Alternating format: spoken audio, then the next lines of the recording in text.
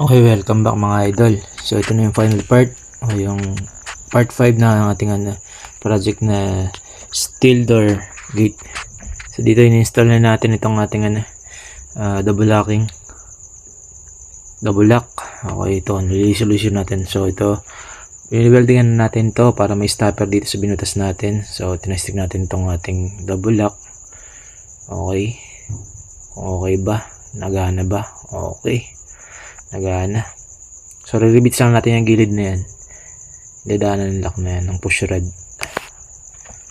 Okay, bago ito, lagyan natin ng primer red oxide. So gagawin na natin itong sa gitna.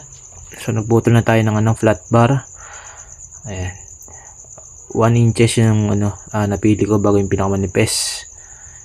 1/8 yata itong kapal na ito. So ayan, pinorma na natin banig-banig siya para mabuo na natin so may silpak na natin yung ating gate. Medyo may kahirapan ng pag nito mga idol kasi matigas.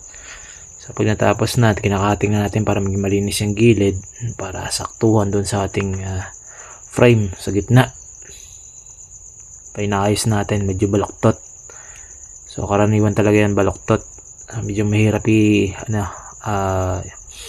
iayos yan kasi kung hindi tama yung pagka-welding nakabaloktot din siya. So kada palo welding ginagawa natin idol sa spot lang bago ginawa natin ng stopper yan. So yan, magawa naman natin ng maayos. Okay, ito yung last part na maglalagay natin ng handle.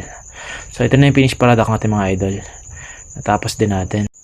Kung naibigan nyo po yung aking video, maraming salamat. Like and follow, share na lang po. God bless.